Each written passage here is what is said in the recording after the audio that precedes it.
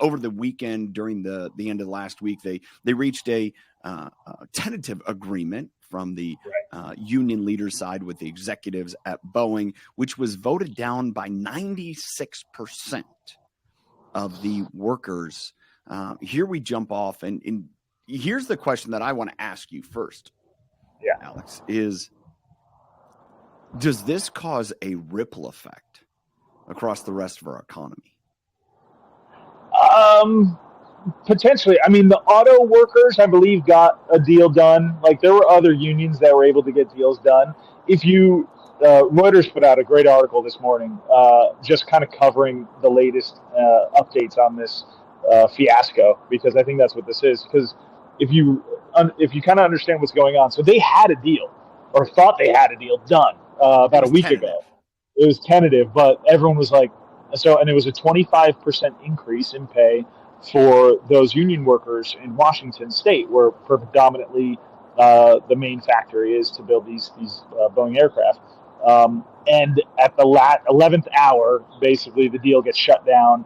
The workers don't accept. Not like you said, 96% of it decline, and they seem pissed. Like this isn't a long.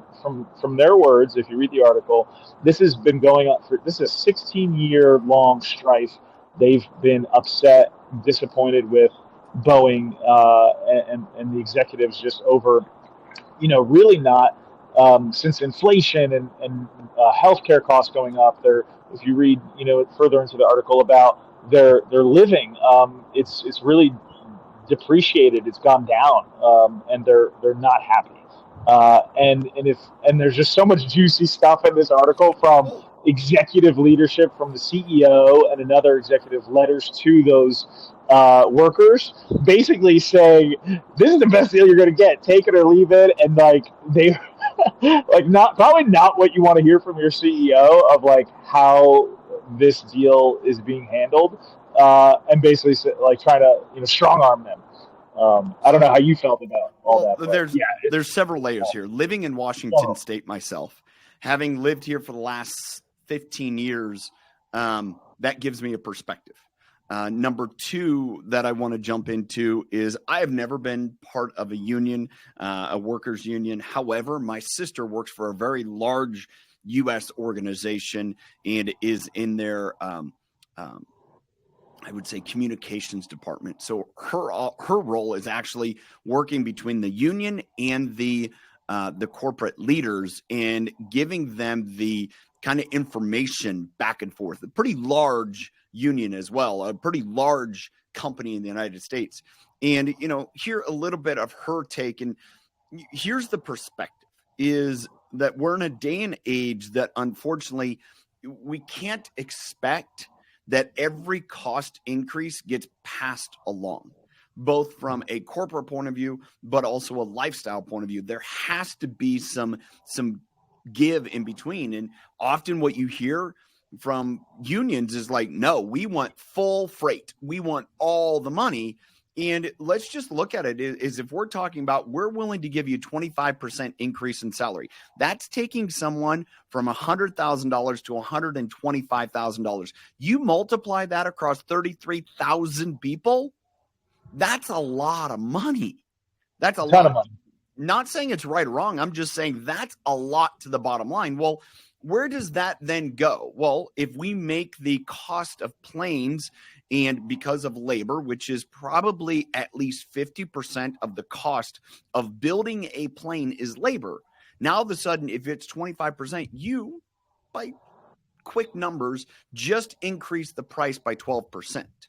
Well, I'm going to guess from a construction, from a manufacturing, there's not that much margin at all in a plane. So when you start adding that in and you say you want to sell planes to all the different airlines, to, the allied partners that buy Boeing planes, you start to wonder, all right, at one point, do you start to be competitively out of market?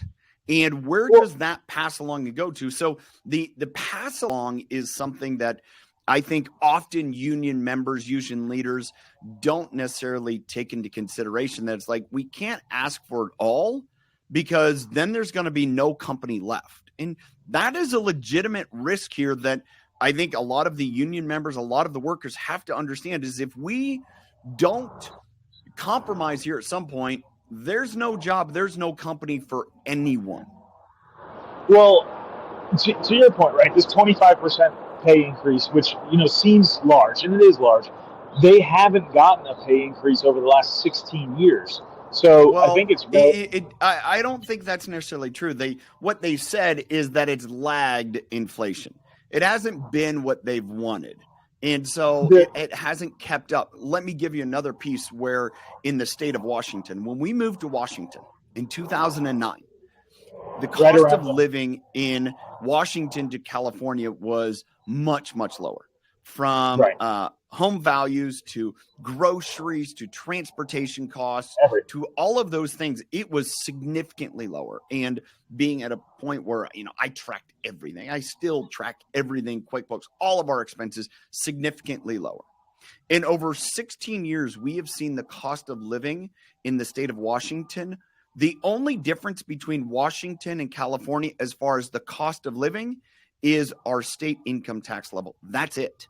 Everything from a home value, from a cost of goods, having family members that still live in California. There are times where it is more expensive to live in Washington than it is in California. And that has dramatically risen over a 15-year period. And largely it's due to state policy. Well, the other thing that it mentioned was that they did remove, maybe many years ago, their bonus incentivization structure, which was, a big hit to a lot of those people. So, there's probably a lot of details that are within that contract. And again, like this, guaranteeing of future sites for the new planes being built in Washington. There's like a clause in there that it has to be done within 4 years. And then well, it might not even be ready in 4 years. So then therefore, there's a clause to get out of that. So there's like all these, all this minutia within that contract that, it's going to be, I don't know. We'll see how long this goes on. Here's the couple layers that I see is not only the union and a lot of the members have to understand, okay, do we want a job, not want a job? What is even viable corporately? All right, that's one thing. And if they said 25% was viable corporately, they first started at 12, they moved to 25, and you want to go to 40, at some point Boeing's going to do we just tuck tail and run and say, we shut down operations in the state of Washington, which that then leads into the next thing is I absolutely believe the state policymakers, the governor need to get involved because there's a lot of culpability on there. Absolutely. Why have cost of living driven up so high? Because it's not an open market when it comes to insurance. It's not an open market when it comes to fuel. It's not an open market in a lot of cost of living because the state has taken control of those, which make it more difficult to run a business. It makes it more difficult from a transportation cost. Why have transportation costs gone up so much here? Because they've put in an additional tax on fuel, road fuel, in order to drive out combustible engines. So the governor here in Washington coupled with the governor in California and said, we want to do away with all combustible engines in the state by 2035, I believe. And the directive to do that was to put such a high tax on fuel that it would make combustible engine vehicles prohibitive. Now, the funny factor is there's no tax on electric vehicles to drive on the roads. So any road maintenance comes from all the people that are driving. So now we're in this crux where we don't have the money to pay for roads because we've seen this massive increase in electric cars that aren't paying for the road. So, for example, just to give you a perspective, I live on the state line. I live on the state line between Washington and Idaho. I can go to Idaho, which is less than 20 miles from my house, and I can buy fuel and it is over 80 cents a gallon less. 80 cents. Yeah.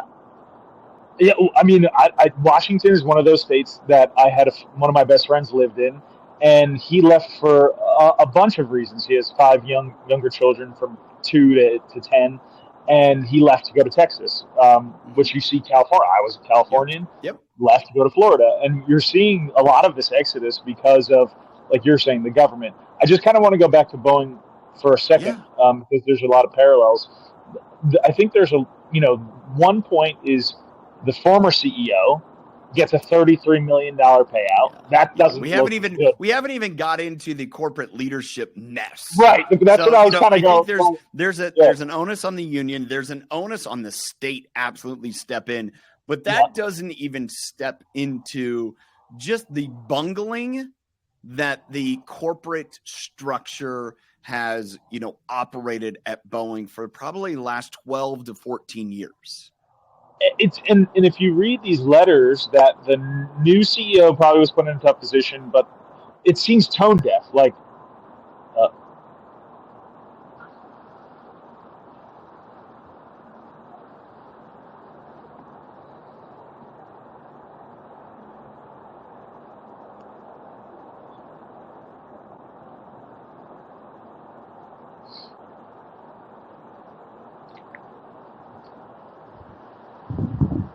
wait for Tyler here. I was here. Oh, it was all good. Keep going. Okay, am I here? Yep, you're here. You're good. Go Okay. for it. Okay. The last thing I was saying was it just seems tone deaf completely from the leadership, which obviously, we focus on, and your biggest focus is around leadership and how it's being the communication between the leadership and these 30,000 plus workers of basically saying take the deal and not having a real dialogue with these individuals. I mean, what's your take on just, I don't know if you've read those letters, but they were not. I mean, here's where I wouldn't take those for face value. Okay. One, you got to understand we're in the middle of a corporate union battle. It's not between the corporation and the employees. It's not. The employees may be voting and saying, we don't want this deal, but the people that win in this deal are not the employees. The people that win are the union bosses. They get paid no matter what. Yeah. They don't worry about losing jobs. They don't worry about what's out on their ear. Now, they're representatives of the employees. That's fine. But the battle is in between the union representatives and the corporate entity. Now, we see the situation where the overwhelmingly employees said, hey, we don't want the deal. Well, we don't necessarily know if that was spun at them, don't vote for this, or if this was something, different. Again, as I've understood some of the dealings back and forth with unions and corporate entities, it's not fair poker. Now, to jump into the corporate side of things, and when they say, hey, this is it, at some point you come in whether you're buying a car, whether you're buying a house, whether in any type of negotiation, there's no more money. There's nothing. If you're looking at how can I competitively build the next plane and sell the next plane, if I know that our costs go up by 20%, saying that half of our costs are through labor and our cost goes up total of 20%, we lost that deal. So I could sit here and say, absolutely, I'll give you 40%. We're never going to sell another plane. So at that point, you kind of have to understand a little bit from the perspective of the corporation to say, hey, we can only be so proud here of, our finances. However, it's not today's missed decisions that are affecting this. It is over the years and the article really kind of did a good job from Reuters saying that we've had a policy of cut corners. How can we make more with less? And, they're not the only corporation that's fallen into that. They're not the only people that have fallen into the path of when you're driven for the stock market value for shareholders. You're not your shareholders at the company, which are the workers, which are everyone that relies on the entire community. You think about it, 33,000 employees, there's probably well over 500,000 people that rely on those jobs based upon family members, service people, entire communities, soccer clubs that I'm involved in playing against those employees' kids. Yeah, it's a big deal. I mean, it affects everyone in the state. There's 500,000 is probably a small number. But when we look at the bad actions over time of saying, hey, how can we get more from less? How can we get more from less? How can we get more for less? Because we're driving to a quarterly balance based upon revenue, based upon meeting quarterly expectations for Wall Street, whatever it may be. This is where we end up. And so I go back to the first question I asked you, is this a sign of more to come? I mean, you're already seeing a lot of, when it comes to unions, I don't know a whole lot. I know that, like I mentioned earlier, some other unions had struck deals and gotten them done. I believe it was the automotive worker union, and I also believe the truckers union. Grocery workers are involved in that as well. They're another one. Yeah, what is the truckers union called? I can't remember. It was the one with all the mobsters back in the day. Controlled that one. What was it? Was remember the movie they did about the guy that got buried in the Meadowlands in New Jersey? He was that union boss. Okay, yeah. Do you remember? So. Do you remember that? The name will come to me. Yeah, but I mean, not being from New Jersey, it's not one of those on the top of my mind. Yeah, no, it was the truckers union. It's escaping me the name of it, but anyway, unions are always interesting. I understood them from a philosophical point of view, but they always seem to be like corrupt. Between the pensions and how they're using the pensions, which is another thing we can get into if we want, because the article mentioned how some pension. I think there's something to do with pensions in this as well within this deal, but I think it's. Will it affect? I mean, Verizon just cut jobs. PNC Bank. I mean, so many jobs are being cut for a lot of different reasons. People say it's a lot to do with artificial intelligence, a lot to do with robotics, a lot to do with the state of the economy and where things are headed. And not to get into politics. Here's the thing: this is an economic strike. It's not over worker conditions, which may be a part of it. But everything that's been identified is we want a wage increase because of our cost of living. Well, the cost of living overall. Boeing does not determine their cost of living. What determines Boeing's cost of living? Where they're located and the cost of operation, whether it's electrical, whether it's insurance, whether it's housing, whether it's food. Those determine the cost of living, which are completely out of Boeing's hands. And they're saying, well, we want to stay in Washington. And, Boeing is kind of stuck here. It's like, well, all right, we can't afford to be viable and sell product if we stay in Washington is what they're saying here and not really saying. And, that's where I really think it's going to have to be, there's going to be policymakers that have to get involved to see this thing resolved. Well, then, I mean, I was going to say not to get into politics, but if you look at, the Democratic ticket and their taxation structure, I mean, they just want to keep taxing corporations and taxing, wealthy people who have jobs. And if that's the case, I mean, and this continues, how is this going to get resolved? I think it just leads to more layoffs, and the rich keep their wealth because they want to retain it, and they're going to have to pay out more money if that's the route that they're going, instead of figuring out a way to obviously do the opposite of have really good incentivization tax structure. I don't think we can miss the fact that there's been some CEOs, again, going back to are we driven towards having a good, sustainable company that's good for the community, it's good for business, it's good for everything. Boeing has lost that charge. And a lot of it's whether it's through the different leadership. Obviously, it's not been good for the community. We can assess that based upon the strike. It's not been good as a customer because of all the challenges they've had with product recalls, the 737 MAX, all of those. Yep. And then you start looking at to say, well, are we building a long-term sustainable business?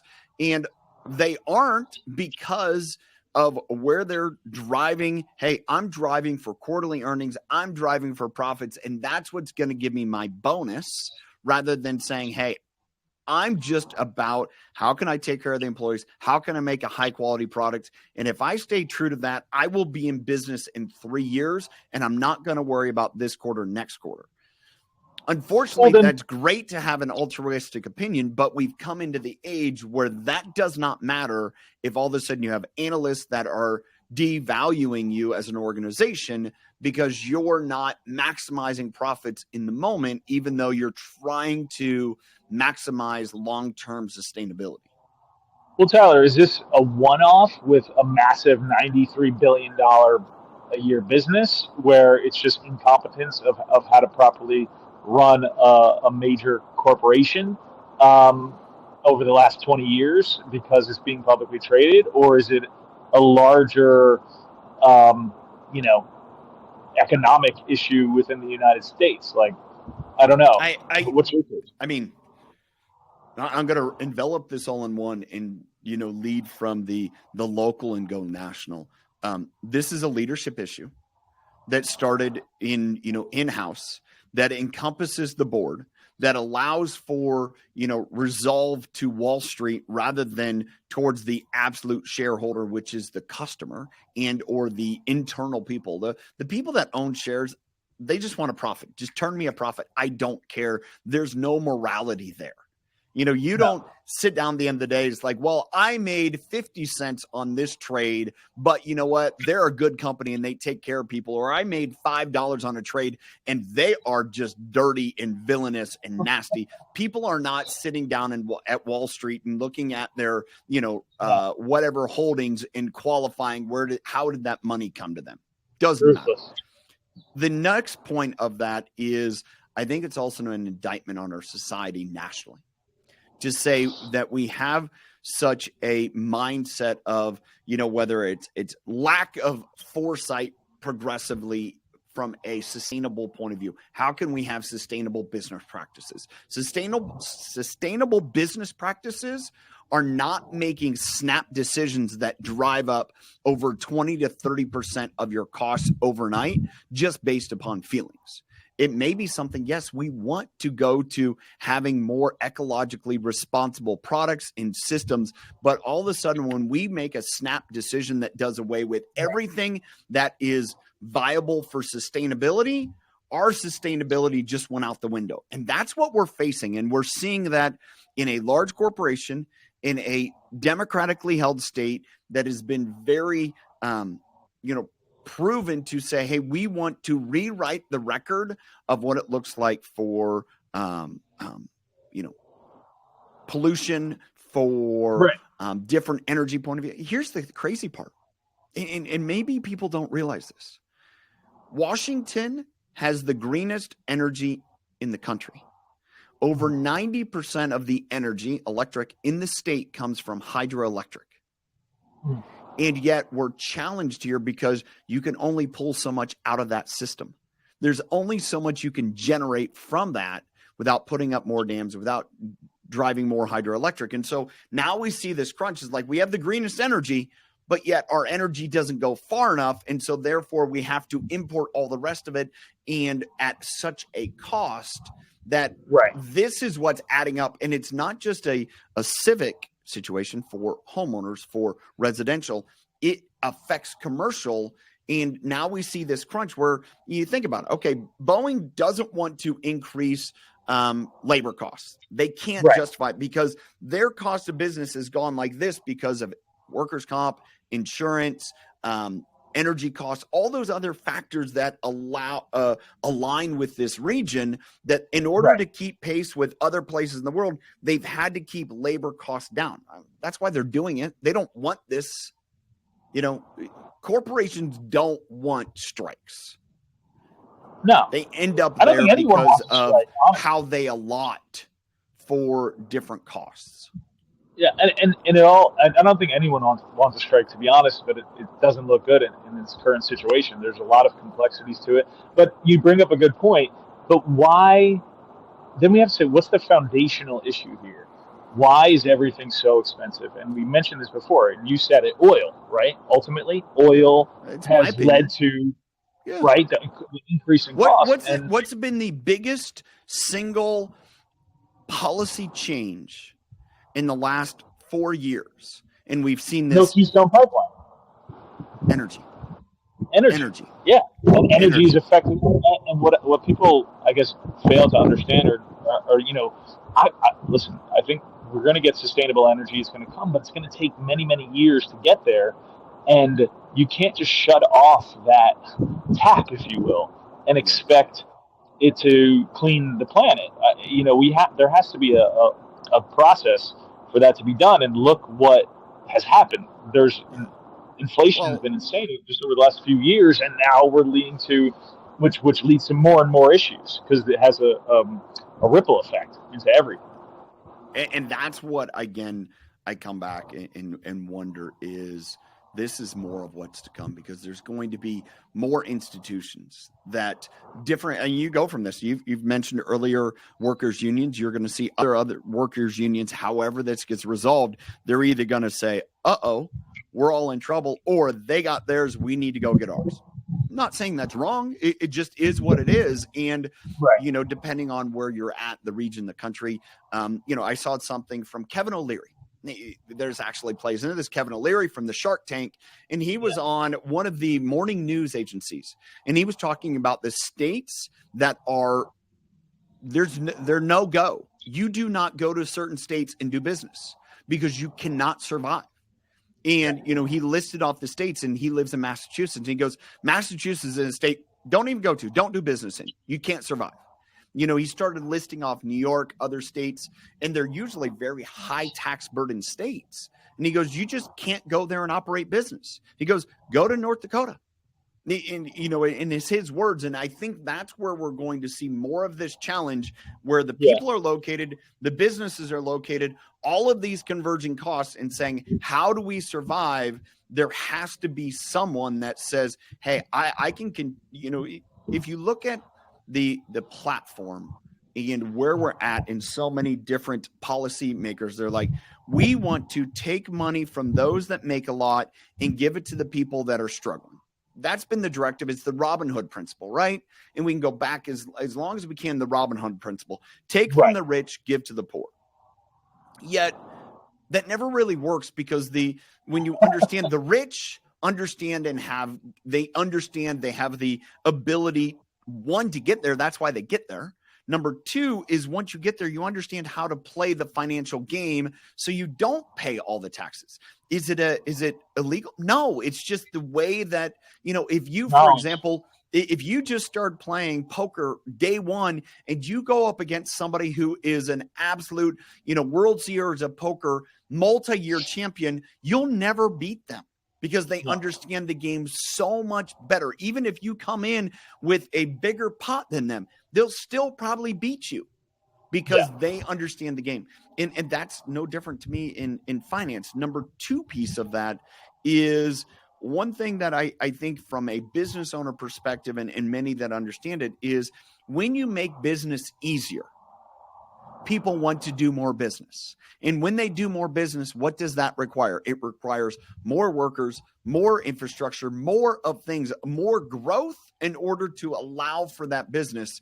And that is where we sit in, conundrum today, is, do we find ways to enhance business and grow economically to do things at a larger capacity? Or do we say, hey, the pot is limited, we live on scarcity, we have to take money away from people to give to others in order that everyone has enough?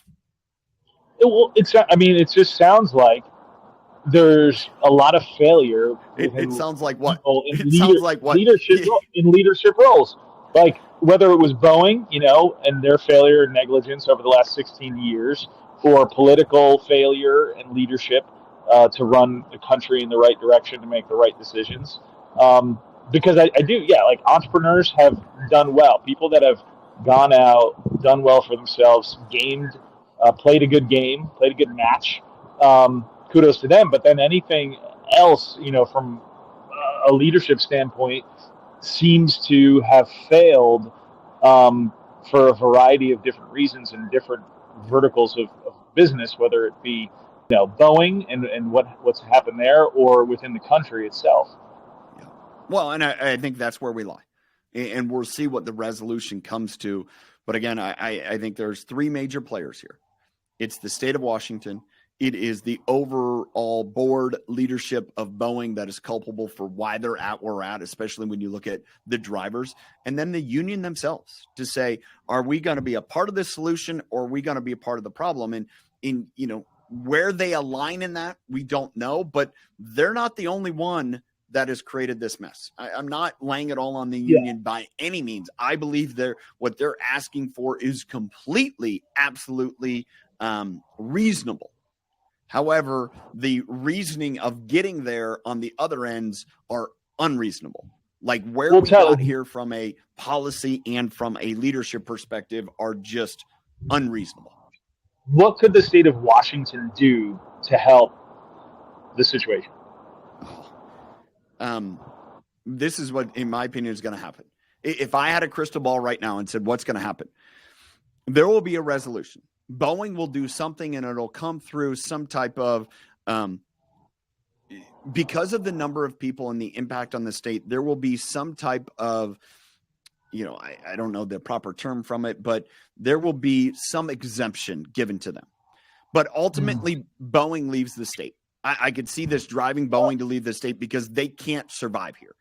That then in turn is going to cause some major changes in the state where they're going to have to really look at their policy based upon insurance, employee insurance. They're going to have to look at things in regard to overall cost of living. And if the people can directly enough say, hey, the reason the policy that you have has created this major employer in the state to no longer be viable and cause major, economic concern in the state, man, you would hope there are people in the capital, which is Olympia, that are jumping up and down and saying, we have to act, because if not, this is going to cause a tidal wave, and it could absolutely cause a tidal wave across the whole Western United States.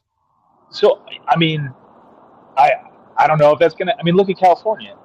Tesla's left. Hollywood is just a fraction of what it used to be. So many people have left California. Look what's happened there. I don't understand it, to be 100% honest, because the state should be making so much money with how many people are there, and all these businesses seem to be leaving and exiting, and they don't seem to be doing anything. So I don't see how Washington is going to step up. I hope they do. I'm not sitting here expecting it to. But if they want it to, that's what's going to have to happen, and ultimately, that's where it's going to come to fruition. And what's interesting is sitting here local, living in the state of Washington, have heard zero peeps within Washington about this. And I think, again, as that plays out, now I don't live on the west side, close to where all the employees. I live on the other side of the state, but the impact is going to be held here. However it gets resolved, if it gets resolved and they pass along, 40% wage increase, okay, great. Everything looks fine. But then all of a sudden, either we now are pricing ourselves out of planes where in 4, 5, 6 years time, again, they're not here. They move somewhere else where it's affordable. They can operate. Yeah. So I agree. All right. Any other final words here, Alex? No, it was great. It's such, people, I don't know if a lot of people have read, about this Boeing strike, but it's just a great topic to discuss because it has so many tentacles, and there's just so much depth to it, that it was just like a great choice for today. All right. Well, thanks for being here. Thanks for watching live on LinkedIn or later in the day on YouTube. Thanks for joining in on Monday Newswire. Remember, hit the subscribe button as well, the bell to get notified whenever we release new content. Thanks for being here. Until next time, choose to lead with impact.